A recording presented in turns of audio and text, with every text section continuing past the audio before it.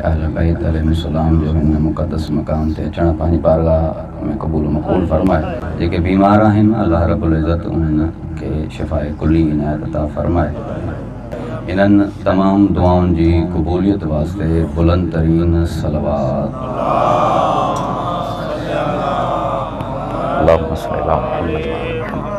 मक़ाम उहा ज़ात आहे जंहिं जॾहिं हिन दुनिया में आया तॾहिं बि मरीज़ खे शिफ़ा ॾिननि, तॾहिं बि कंहिं गुनाहगार जी ख़ता माफ़ कराइनि। जॾहिं हितां विया हिन दुनिया खां विया वञण खां पहिरियां बि कंहिं ख़ताकार खे वाक़िया त तव्हां सभिनी जे साम्हूं आहिनि, ॿुधंदा आहियो अगरि तव्हांजी तवजो हूंदी। अज़ीज़ान गिरामी, मां जेके दोस्त अहबाब मूंखे पटीदनि में ॿुधनि था पिया उन्हनि खे यकीनन उन्हनि जे ज़हननि में आहे त मुंहिंजो मौज़ू जेको हुयो करबला गाम बगाम इमाम हुसैन आली मक़ाम जी ज़ात खे सम्झण खां पहिरियां असांखे सम्झणो पवंदो त इमाम हुसैन निकितो छा जे लाइ हुयो ऐं जंहिं मक़सद जे लाइ निकितो हुओ उहो मक़सदु छा हुयो। ऐं उनखां अलावा मां कुझु हिकु ॿ शेर पढ़ी करे जेको आहे सो पंहिंजी ॻाल्हि खे उन सां मिलायो बि हुयो त अरबी एक शायर आहे जंहिंजो शेर आहे व तो कब्बिरो फी ऐन सगीर सिगारो व तस्गुरो फी ऐन अज़ीम अज़ाइम, यानी जिन जी निगाह वसी हूंदी आहे उन्हनि जी निगाह में वॾा वॾा कम नंढा हूंदा आहिनि। जंहिंजी निगाह वसी हुजे न, जंहिंजी निगाह जो दायरो वसी हुजे उन्हनि जी निगाह में वॾा वॾा कम बि नंढा हूंदा आहिनि। ऐं जंहिंजी निगाह पस्त हुजे, जंहिंजी निगाह जो दायरो तंग हुजे, जंहिंजी निगाह महदूद हुजे उन्हनि जी निगाह में वॾा वॾा कम बि नंढा हूंदा आहिनि, नंढा नंढा कम बि वॾा हूंदा आहिनि। त अज़ीज़ान गिरामी, इमाम हुसैन आली मक़ाम उन ज़ात जो नालो आहे जंहिंजी निगाह में वॾा वॾा कम बि नंढा आहिनि। छो हिकु शाइर आहे मुतनबी, इज़ा कानत नुफूसो किबारा, जंहिं ज़ात जो रूह अज़ीम हुजे उहो हमेशह पंहिंजे बदन खे तकलीफ़ुनि में विझंदो आहे। इहा मां गुफ़्तगू मुसलसल कंदो थो अचां पियो, लेकिन अॼु मां जेको आहे सो तव्हांखे ख़बर हूंदी मां हमेशह इहा आयत तिलावत कंदो आहियां, अत्ताइबून अल आबिदून अल हामिदून अस्साइहून अर्राकिऊन अस्साजिदून अल आमिरून बिल मारूफ वन नाहून अनिल मुनकर वल हाफिजून लिहुदूदिल्लाह व बशिरिल मुमिनीन। अल्लाह तबारक व तआला ये जेके भी निशानियूं बयान कयूं आहिनि, इहे निशानियूं उन्हनि जूं आहिनि जेके मुआशिरे में इस्लाह कंदा आहिनि, जेके मुआशिरे में जेको आहे सो कंहिं क़ौम खे जहालतुनि मां कढी करे, कंहिं क़ौम खे नजासतुनि मां कढी करे तहारतुनि में आणींदा आहिनि, कंहिं क़ौम खे जहालत जे दलदल मां कढी करे मथे बुलंदी ते आणींदा आहिनि। इहे सभु निशानियूं उन्हनि माण्हुनि जूं आहिनि जेके मुस्लिह आहिनि, इस्लाह कंदा आहिनि। इमाम हुसैन जी शख्सियत बि ॾिसो ऐं इन आयत खे बि ॾिसो, छा इहे सभु जूं सभु इमाम हुसैन ते फिट थियनि थियूं नथियूं थियनि? हिकु ई वक़्त में इमाम हुसैन जी शख्सियत निगाह कयो, इमाम हुसैन ताइब भी आहे, आबिद भी आहे, हामिद भी आहे, साहिब भी आहे, राके रुकू करण वारो भी आहे, साजिद सुजूद करण वारो भी आहे, अल आमिरून बिल मारूफ अमर बिल मारूफ करण वारो भी आहे। छो तॾहिं इमाम हुसैन मदीने खां निकिरे पियो, इन्नमा खरजतो लितलबिल इस्लाह फी उम्मत जदी उरीदु अन अमर बिल मारूफ व अनहा अनिल मुनकर। मूं जेको कदम खयो आहे, यानी मां ही जेको निकिरां थो पर नाने जी उम्मत जी इस्लाह जे लाइ निकिरां थो। इरादो छा आहे मुंहिंजो? उम्मत जी इस्लाह, अमर बिल मारूफ कंदुसि व नही अनिल मुनकर कंदुसि, व असीर पे सीरत जदी नाना जी सीरत ते हलंदुसि, बाबा जी सीरत ते हलंदुसि। इन इमाम जे कौल खे ॾिसो ऐं इन आए सूरह तौबा में ॾिसो, वल आमिरून बिल मारूफ व नाहून अनिल मुनकर। कुरान जो मिजाज, हुसैन जो मिजाज साॻियो आहे। हेॾे कुरान थो चए अल आमिरून बिल मारूफ, जेके इस्लाह कंदा आहिनि उहे अमर बिल मारूफ कंदा आहिनि, जेके इस्लाह कंदा आहिनि उहे नही अनिल मुनकर कंदा आहिनि। कुरान इहो थो चए, हेॾे हुसैन थो चए उरीदो अन अमर बिल मारूफ वनहानिल मुनकर मां हुसैन इब्न अली इन करे थो निकरा मदीने मां जो नाना जी उम्मत जी इस्लाह कया ऐं इरादो इहो ई आहे त अमर बिल मारूफ कया ऐं नही अनिल मुनकर कया।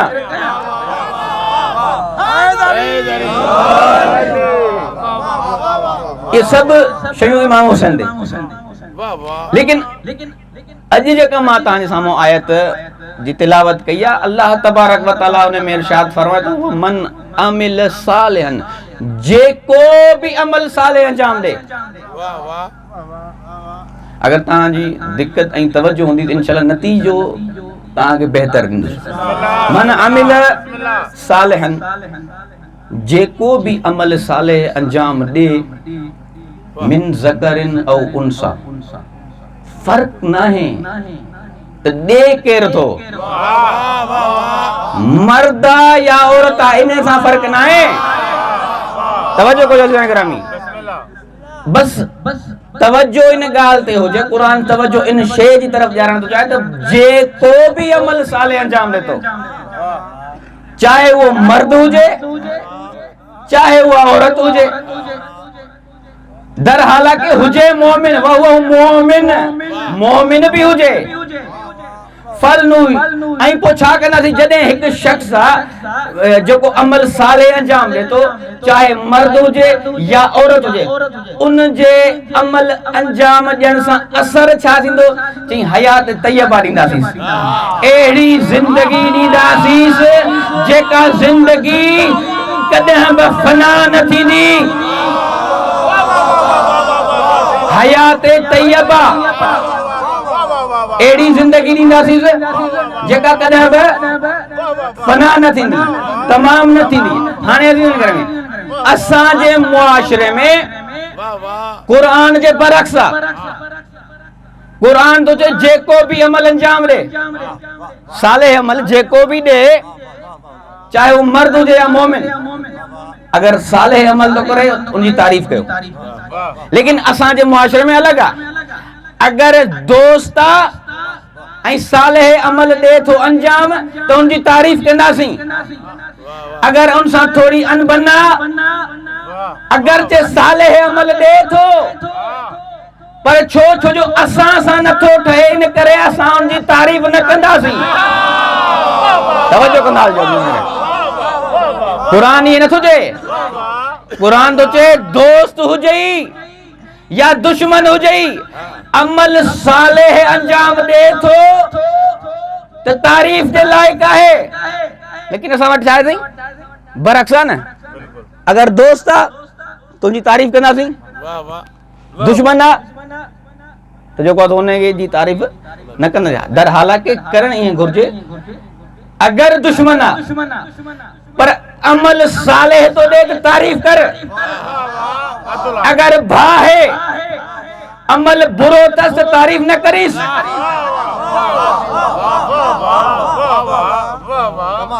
तवज्जो ग्रामी, दोस्त बुरा अमल तो अंजाम दे तो तारीफ न करीस।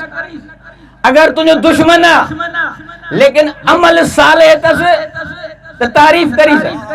ऐं क़ुरान एक कैद लगाई, क़ुरान जो जेको भी अमल अंजाम दे साले, चाहे मर्द हुजे या जन, यानी हर जगह ते अल्लाह यो बुधायो, ए इंसान ए मर्द, अगर ते तुझे मुकाबले में सिनफे नाजुका औरता भली तो जड़ी ताकत नथी रखे, औरत तो जड़ी ताकत कौन दस। अगर चे असा कुछ ओहदा असा औरत के न दिनासी, मुजतहिद औरत के कौन कयोसी, हाकिम औरत के कौन कयोसी, काजी औरत के कौन बनायोसी, नबूवत औरत के कान नहीं सी, इमामत औरत के कान नहीं सी। लेकिन जॾहिं बि ईमान जी ॻाल्हि ईंदी, अमल साले जी ॻाल्हि ईंदी, उते औरत तो सां बराबर आहे।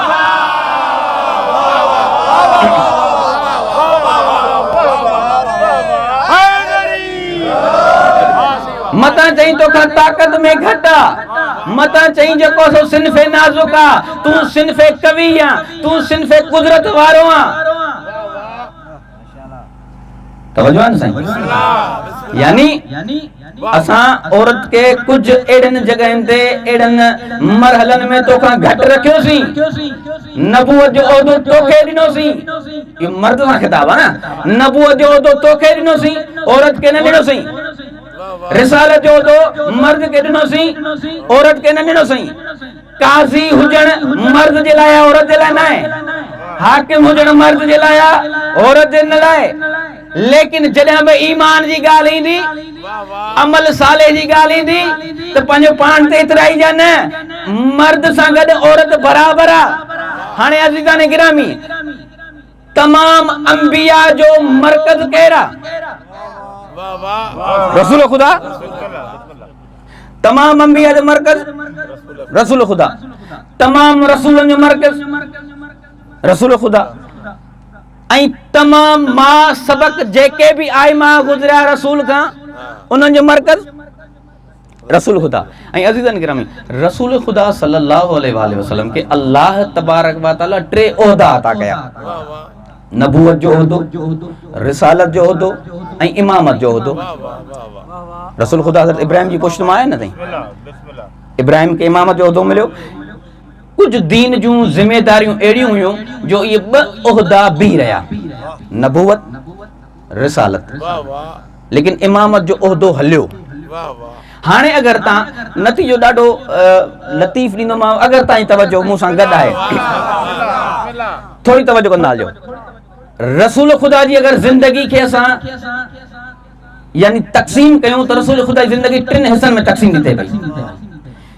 या रसूल खुदा जी जिंदगी मक्के में कुछ अरसो रसूल जो मक्के में गुजरियो कुछ अरसो रसूल जो मदीने में गुजरियो उनका बाद कुछ अरसो जेका रसूल जी तालीम आ उहा दुनिया तक पहुती यानी टिन हिस्सन में रसूल जी तालीम या रसूल जी जिंदगी इन टिनी हिस्सन में अल्लाह बिन किरदारन या बिन शैन के हतमन रखियो ही रखियो आ हेडे कुरान में थी जेको भी अमल सालेह दे चाहे मर्द हुजे या औरत ऐं रसूल जी ता जिंदगी पढ़ो तो रसूल जे हर फेल में ब ये आहिन ही आहिन किरदार मर्द भी करदस औरत भी करदस अगर रसूल जे मक्के वाली जिंदगी ते तवज्जो कयो त जदे रसूल इस्लाम जी तबलीग करे रहियो हुयो इस्लाम जो पैगाम पहुंचाए रहियो हुयो त रसूल जो उन पैगाम पहुंचाइण में यानी अमल सालेह अंजाम ॾियण में मर्द भी आहे औरत भी आहे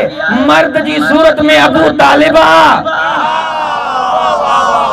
मर्द जी सूरत में अबू तालिबा औरत जी सूरत में खदीजा है या हुई रसूल जी मक्के वाली जिंदगी हाने अचो रसूल जी मदीने वाली जिंदगी ते रसूल जी मदीने वाली जिंदगी में जदे रसूल दीन जे लाए तबलीग कई दीन जो पैगाम पहुंचाई तो उते भी ब किरदार है मर्द भी आहे औरत भी आहे मक्के में हुई अबू तालिब मक्के में हुई औरत मंजा खदीजा लेकिन मदीने में अबू तालिब जी जगह ते अली इब्न अबी तालिबा ऐं खदीजा जी जगह ते फातिमा है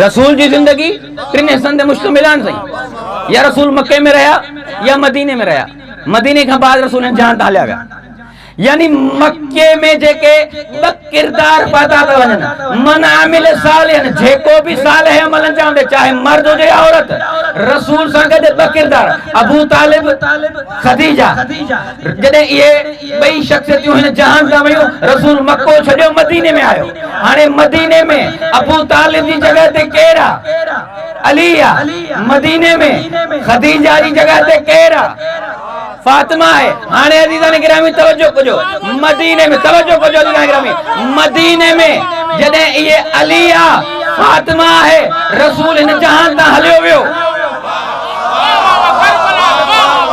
इया हुई रसूल जी जिंदगी जा ब हिस्सा हाने रसूल जी जिंदगी जो टियों हिस्सो तालीमात के दुनिया ताईं पहुंचाइणो आहे लाज़मी आहे ब किरदार हुजनि मर्द भी हुजे औरत भी हुजे ऐं अज़ीज़ान गिरामी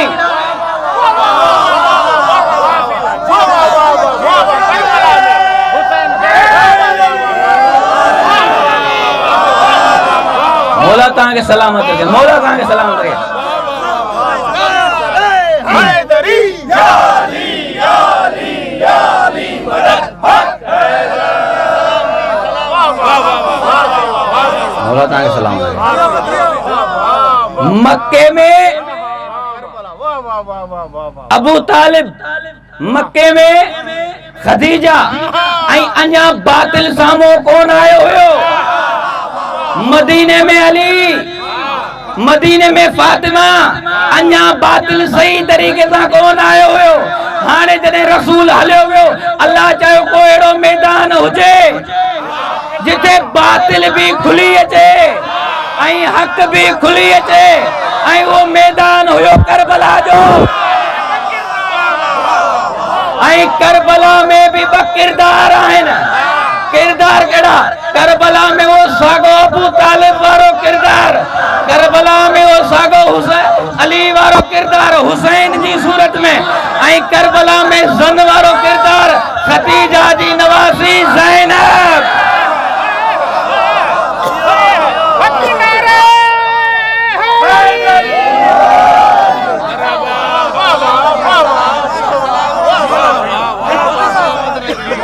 मक्के में जेको भी अमल साले अंजाम दे, मर्द हुजे या औरत, यानी अमल साले में मर्द औरत भई गड आहिनि। होडे मक्के में अबू तालिब खदीजा भई गड गड। वरी उन्हनि जी जात ज़मानो चेंज आ, ज़मानो तब्दील थियो आ, लेकिन किरदार सागा आहिनि। मक्के में अबू तालिब खदीजा, उन्हनि जी जगह ते मदीने में अली और फातिमा, ऐं अगर करबला में चो बातिल हाणे सरेआम आ। हाणे को अबू तालिब खपे या खदीजा खपे। अबू तालिब जी सूरत में हुसैन आ ऐं खदीजा जी सूरत में ज़ैनब आ।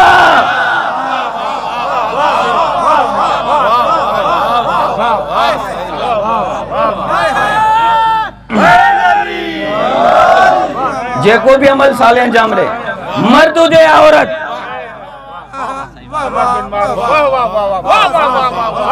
मर्द हुजे या औरत, हमेशा रसूल जी दीन जी तबलीग में गड गड आहिनि ब किरदार। जेको भी हुजे, जॾहिं कुरान चवे तो उन्हनि जी तारीफ़ कर त पोइ कर न तारीफ़ हिते।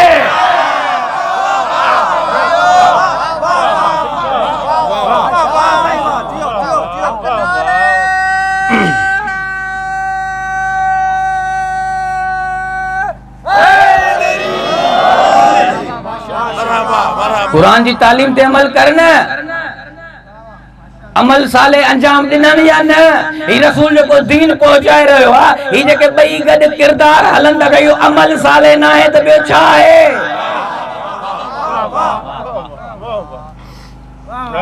बई करबला में इमाम हुसैन ऐं जनाबे ज़ैनब, हिकड़े अबू तालिब जी जो क्वासो कई आ तारीफ, यानी हिकड़े जी सूरत में अबू तालिब जी झलक, बी जी सूरत में ज़ैनब जी झलक। ऐं अज़ीज़ान गिरामी, जनाबे ज़ैनब सलामुल्लाह अलैहा जो वॾो मक़ाम आ। जनाबे ज़ैनब सलामुल्लाह अलैहा जॾहिं साईं जी विलादत थी आहे न, त चवंदा रसूल ख़ुदा पंहिंजे हथनि ते कयूं।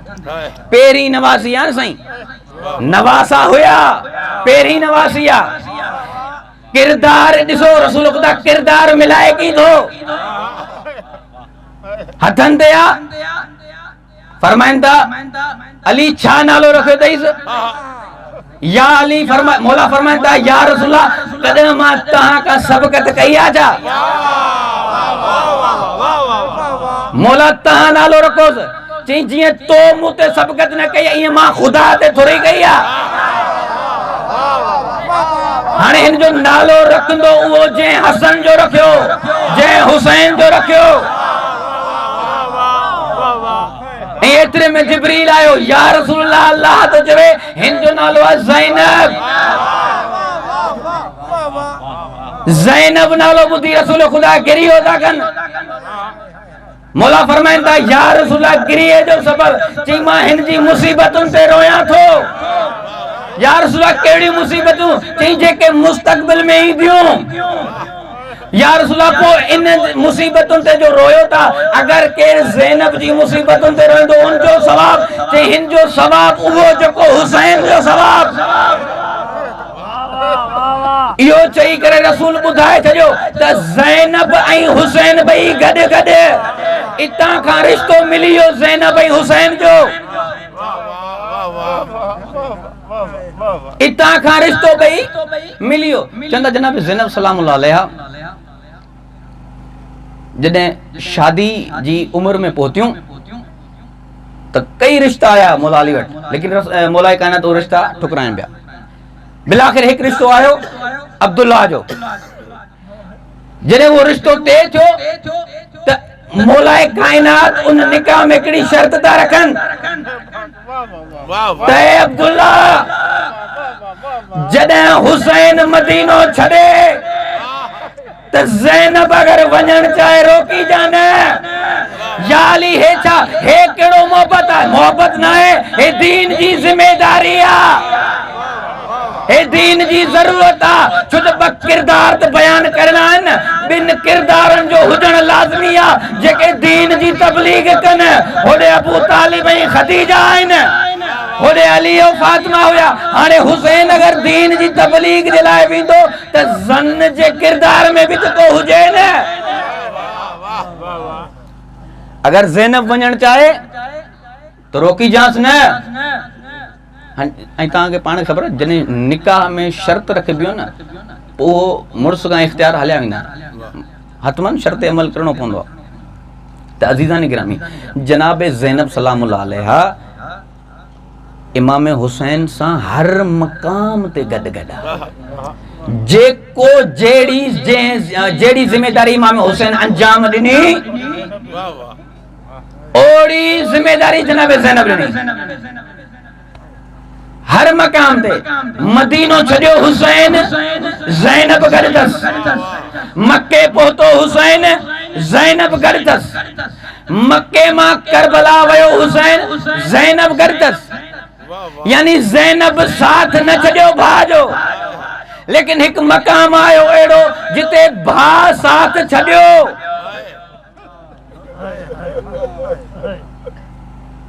भा साथ छॾियो 55 साल बीबी हुसैन सां रही केॾो ॾुखियो हूंदो जनाब ज़ैनब सलामुल्लाह अलैहा जो पंहिंजे भाउ खां जुदा थियण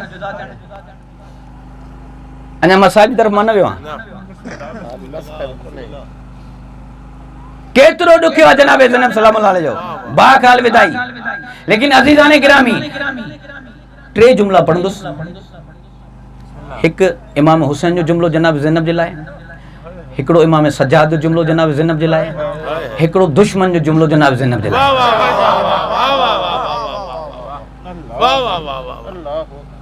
इमाम हुसैन अली मकाम फरमाइन था अलविदा जे वक्त भेण ज़ैनब या उख्ता ला तंसीनी फी नाफिलतिल लैल हुसैन के नमाज शब में न विसार जा नमाज शब में छा हुंदो आहे दुआ घुरबी आहे 40 माण्हुनि जी मग़फ़िरत जे लाइ दुआ घुरबी आहे अल्लाहु मग़फ़िर फलां अल्लाहु मग़फ़िर फलां फलां फलां फलां 40 माण्हुनि जी तव्हां दुआ घुरो न उन जी मग़फ़िरत थी वेंदी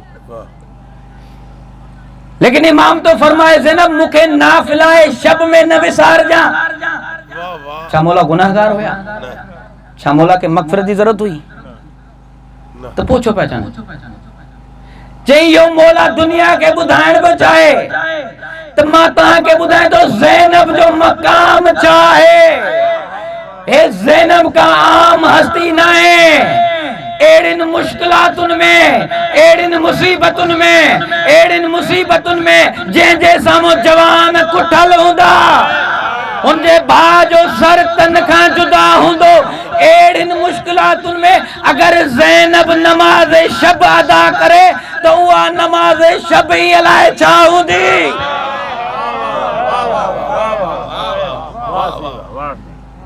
शबे आशूरा जी इबादत जो मंजर वाकईन अजीब आहे वॾो आहे लेकिन उन जो मुक़ाबिलो शामे गरीबा जी इबादत सां नथो करे सघिजे जनाब ज़ैनब सलामुल्लाह अलैहा जा ये नमाज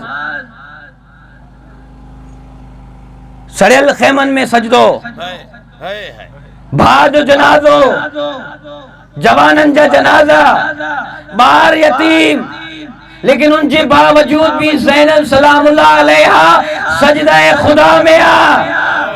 नमाज भी, नमाज शब भी जंहिंजी कज़ा न थी थे, उनके ज़ैनब जो नाइन इमाम सज्जाद जा जुमला मौला फरमाइन था, मां पूरे सफर में फुफी अमा के नमाज शब कज़ा थींदे न ॾिठो। ई जनाब ज़ैनब सलामुल्लाह अलैहा है। जॾहिं इहा बीबी इहा साइण जॾहिं यज़ीद जे दरबार में आई न, हे असां का सवाल कंदा आहिनि त जो को इमाम हुसैन आली मकाम ज़ैनब के गॾु छो वठी वियो? मनामिल सालिहन मिन ज़करिन औ उन्सा, चाहे वो मर्द हुजे या औरत, किरदार जॾहिं ॿई गॾु आहिनि, रसूल ख़ुदा किरदार जोड़े छॾियो। हाणे हुसैन आ त ज़ैनब बि आ।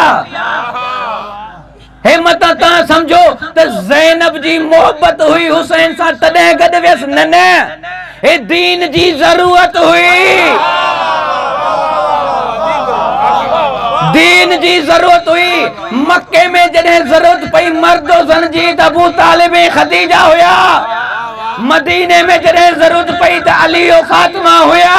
हाणे जॾहिं हुसैन निकिरे त ॿियो दीन जे लाइ त लाज़मी आहे मर्दनि में अगर हुसैन आ त औरतुनि में ज़ैनब हुजे।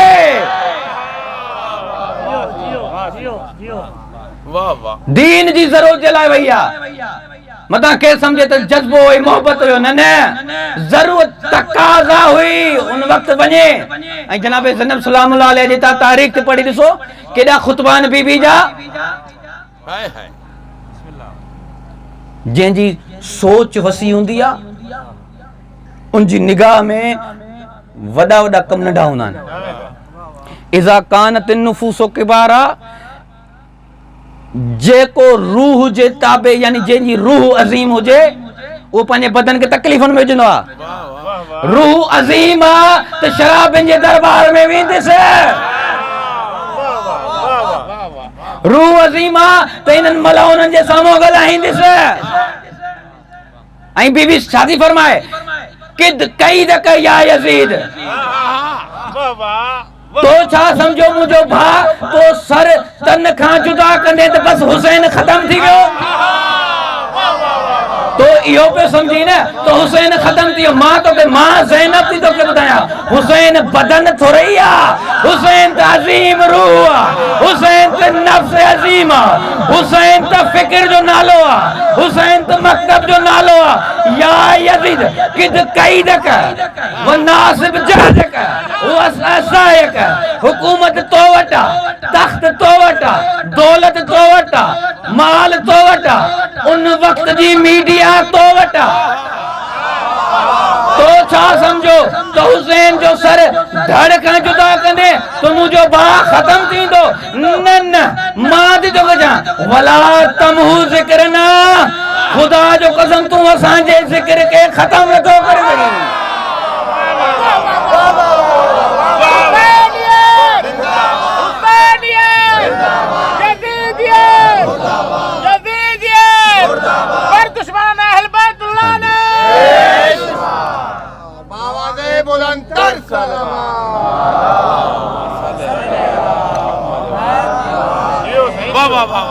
या यज़ीद किद कई दक, तू मुझे भाग के खत्म करण तो चाहीं, तो समझो तो हुसैन जो सर जुदा थी वियो, खत्म थी वियो। वल्लाहि तम हो ज़िक्र ना, तू असांजे ज़िक्र के माफ़ नथो करे सघीं, खत्म नथो करे सघीं। ऐं जनाब ज़ैनब सलामुल्लाह अलैहा जॾहिं इब्न ज़ियाद जी दरबार में आई, ऐं उनखां पहिरियां बीबी जो हिकु ॿियो जेको आहे सो तव्हां सां मौज़ू पढ़ा, चवंदा जनाब ज़ैनब जिन महिल दाख़िल थी न बाज़ार में त बीबी चाहियो उठ जी बुलंदी तां मां कुझु ॻाल्हायां, चाहियो त मां कुझु ॻाल्हायां, अञा दरबार में कान आई आहे। बीबी चयो मां हिननि सां ही जेके ढाल सां तलवारूं खड़काए रहिया आहिनि, जेके ताड़ियूं वॼाए रहिया आहिनि। बीबी चयो त मां इन्हनि सां कुझु ॻाल्हायां, पर हुननि सायो करे ताड़ियूं वॼायूं, शोर गुल कयो ताकि अली जी धी न ॻाल्हाए सघे। लेकिन जेका अहिड़ियुनि मुश्किलातुनि में बि नमाज़ शब कज़ा नथी करे, छा उनजो इख्तियार कोन्हे छा जो तव्हांजा आवाज़ बंदि करे सघे?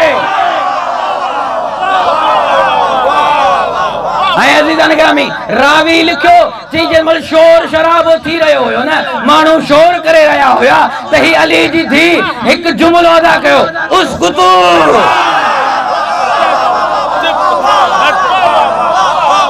रावी तो चए बीबी चो उस्कुतू वसकततिल अजलासो वसकततिल अजरासो वहबसतल अनफासो।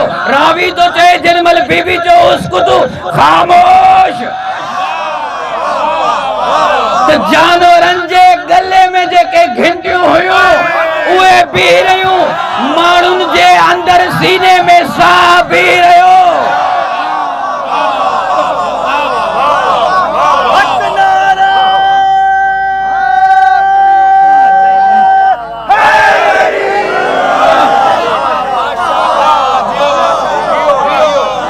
बीबी इब्ने ज़ियाद जे साम्हूं बि त फरमायो हुयो न मुंहिंजी साईं, उस्कुत इब्न मरजाना, खामोश थी इब्न मरजाना। तू मूं जहिड़ी औरत खे तो डिॼाइण चाहीं? बीबी जे उस्कुत खामोश थी वञो। अली जी धी चवे खामोश त बस खामोश।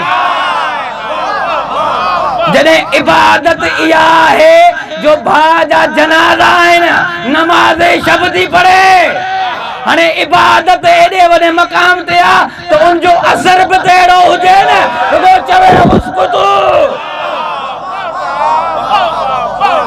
खामोश। रावी तो चवे जानवरनि जे गले में घंटियूं बीह रहियूं, वहबसतिल अनफास। असां जेके साह पिया खणूं, असांजा साह सीने में बंदि थी विया।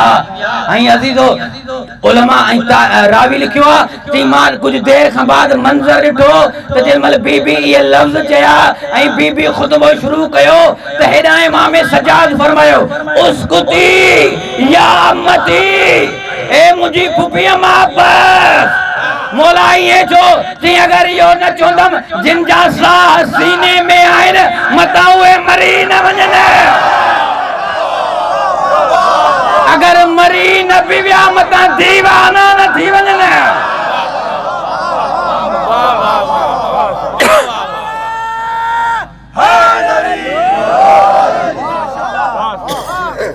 कह दो यजीदियत से कहीं डूब जा मरे, कह दो यजीदियत से कहीं डूब जा मरे। ज़ैनब ने इत्मीनान से चादर में बांधकर, ज़ैनब ने इत्मीनान से चादर में बांधकर बैयत की लाश फेंक दी नहर फरात में।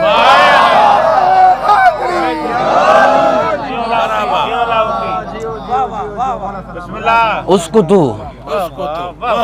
खामोश। अज़ीज़ान गिरामी, जंग ओहद में हिकिड़ी ख़ातून आहे,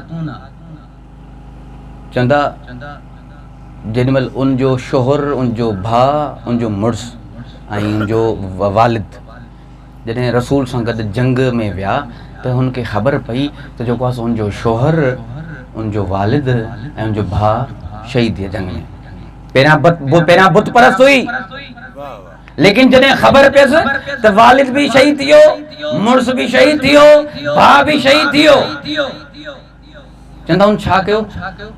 वही मैदान में वही उन औरत पंहिंजे भाउ जो जनाज़ो बि खणायो, पंहिंजे वालिद जो जनाज़ो बि खणायो ऐं पंहिंजे पुट जो जनाज़ो बि खणायो। जॾहिं जनाज़ा खणी मैदान मां ॿाहिरि पई अचे त कंहिं औरत पुछसि त जंग ओहद जो हाल अहवाल ॾे। चई जंग ओहद में मां वॾी ख़ुशि आहियां। तवजो कयो जंग ओहद जो हाल अहवाल ॾे। चई मां वॾी ख़ुशि आहियां। छो ख़ुशि आहियां? तुंहिंजो त मुड़ुस शहीद थी वियो, तुंहिंजो त पुट शहीद थी वियो, तुंहिंजो त पीउ शहीद थियो। चई इहे भली शहीद थी वञनि, ख़ुशि इन करे आहियां जो रसूल ज़िंदा आहे।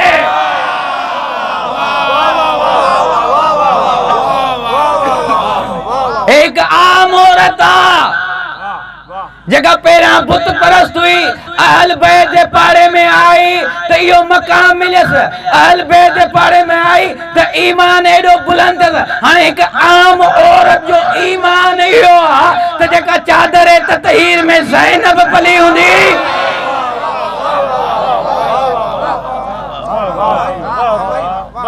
उनजी मंज़िलती मकाम छा हुंदो, उनजी फजीलत छा हुंदी। इमाम हुसैन आली मकाम ज़ैनब भेण के थोड़े वठी विया हुया, खतीब आज़मा के वठी विया हुया, खतीब शाम के वठी विया हुया पाण सां। इमाम हुसैन जो इंतखाब कमाल जो इंतखाब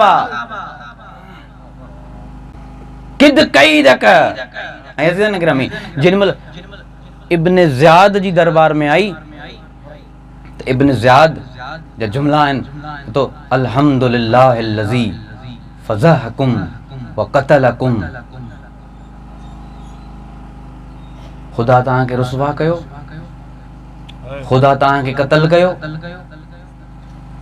तो जनाब ज़ैनब रहता जुमला बीबी फरमाती अल्हम्दुलिल्लाहिल्लज़ी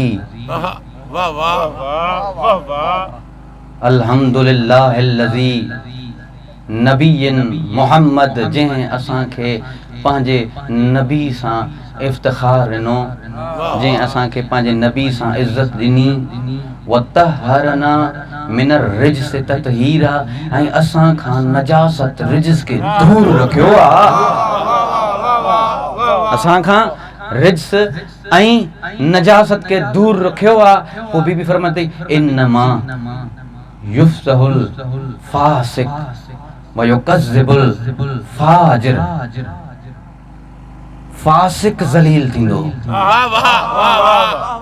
फासिक ज़लील थींदो, फाजिर कूड़ो व उहो गैर ना ऐं उहो असांजो गैर हाणे तव्हांखे ख़बर पवंदी इमाम हुसैन ऐं जनाब ज़ैनब जो किरदार।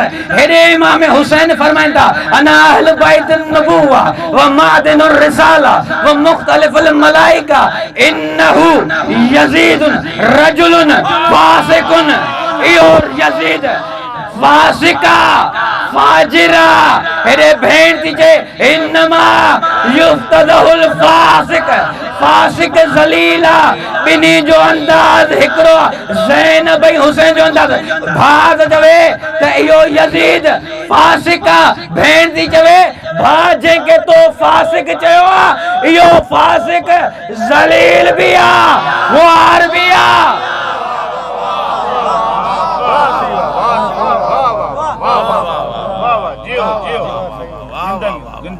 बिनी भेण भाउ जो किरदार भाउ तो चवे पियो इहो फासिक आहे,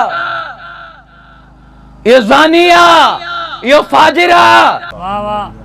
जेका इमामत के बचाए उनके ज़ैनब चवंदा आहिनि। जॾहिं जिन महिल शुहदाए करबला जे लाशनि खां सभिनी खे गुज़ारे पियो वञे त इमाम सज्जाद खे बि गुज़ारे पियो वञे ऐं इमाम सज्जाद जी निगाह जिन महिल इमाम हुसैन जो न जिस्म ते पई त क़रीब हुयो तो सज्जाद जो रूह बर्बाद थी वञे ऐं इहो ज़ैनब ॾिठो त सज्जाद जी सूरत तब्दील थी रही आहे, पंहिंजो पाण खे उन बग़ैर कजावन जे उठदा किरायई ऐं सज्जाद जे क़रीब अची करे फरमाए थी सज्जाद लाल घबराई जाना, घबराई जाना, अञा ज़ैनब जिंदा है। इहो ई मंज़र जॾहिं इब्ने ज़ियाद बीबी खे चयो न तो छा ॾिठो, ख़ुदा तव्हां सां छा कयो, ख़ुदा तव्हांखे रुसवा कयो, ख़ुदा तव्हांखे ज़लील कयो, तो छा ॾिठो। बीबी थी फरमाए मां करबला में ॾिठो मां राए तो इल्ला जमीला। अरे हे जॻह तूं ॾिसींदो पियो त हे बग़ैर सर जे लाश, तूं ये लाश ॾिसी रहियो आहीं, मां इन लाश में इस्लाम जी बका ॾिसी रही आहियां।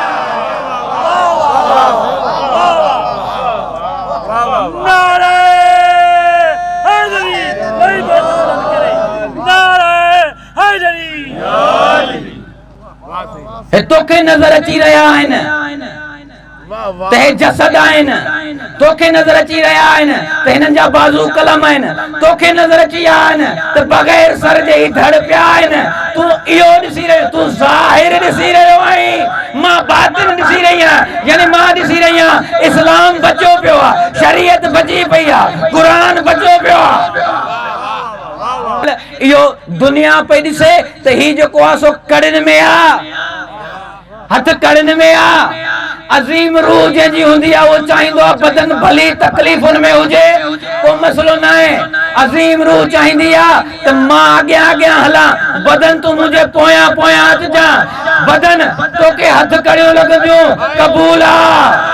तुंहिंजे गले में तोक पवंदो, क़बूल आहे। तोखे फुफिन सां गॾु बाज़ार में अचिणो पवंदो, क़बूल आहे।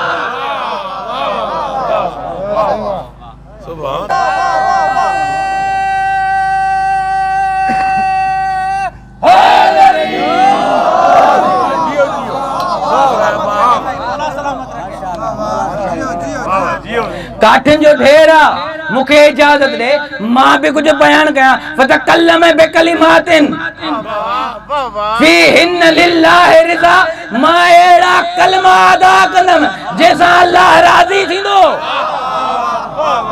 हे जेको तुंहिंजो ख़तीब बयान करे रहियो आहे, इंसान अल्लाह राज़ी न थींदई। मूंखे इजाज़त दे मां वञा अहिड़ो बयान कयां जो अल्लाह बि राज़ी थिए ऐं इन मजमे के सवाब थे। ही जेको तुंहिंजो ख़तीब बयान करे न अल्लाह राज़ी अथई न मजमे के सवाब मिलंदई। जॾहिं इमाम सजादी ये जुमला अदा कया, मौला जॾहिं ये फरमायो त मजमे मां आवाज़ यज़ीद इजाज़त दीस। यज़ीद चए थो न इजाज़त न ॾींदो मां। चई छो? चई न हिन मूंखे ख़बर आहे ही एसी ताईं न लहंदो जेसी ताईं मूंखे ज़लील न करे। हे मिंबर तां तेसी ताईं न लहंदो जेसी ताईं मूंखे ज़लील न करे। हत्ता के मूंखे जा एसी ताईं न लहंदो जेसी ताईं मुंहिंजे ख़ानदान खे ज़लील न करे।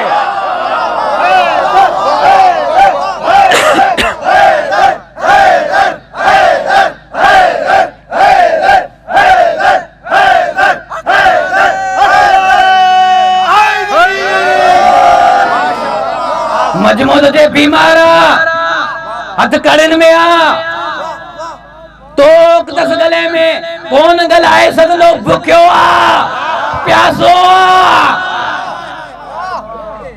दुश्मन तो चेने ता इनके ॾिसी रहा हो प्यासो आ, तव्हां इनके ॾिसी रहा हो भुखियो आ। कद ज़कुल इल्म ज़क्का, हे अहिड़े खानदान सां ताल्लुक़ तो रखे जंहिं खानदान में हिनन के इल्म इए पियारियो वेंदो आ जीअं पखी पंहिंजे बचन के खाधो खाराईंदो आ।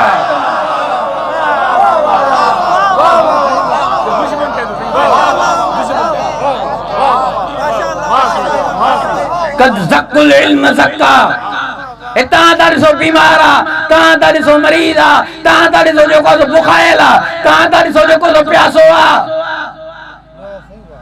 कल वारी ॻाल्हि तव्हांजे ज़हन में हूंदी न, हिकु मिठो पाणी ॿियो खारो पाणी।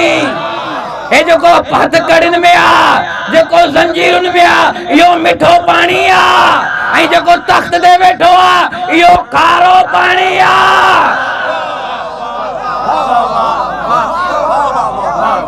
मिठो पानी यजीद के भी ख़बर ही, अगर हे गलाइंदो तो इनकलाब मुनक़िद थींदो, इनकलाब बर्पा थींदो। यानी मिठे पानी जो कम इहो आहे न ॿियन के सैराब करे, मुश्किलातूं बर्दाश्त करे। हथ कड़ियूं आहिनि मुश्किल आ, गले में तोक आ मुश्किल आ, बीमार आ मुश्किल आ, बुखायल आ मुश्किल आ, प्यासो आ मुश्किल आ, पाण प्यासो आ लेकिन चाहे तो दुनिया जी प्यास बुझाए।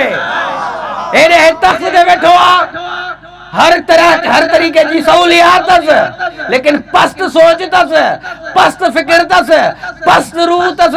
इन करे बदन आसाइश जो जेको तालिब तस, आसाइश में घिरियल तस। जे तो न इहो अगर आयो त इनकलाब बर्पा थींदो।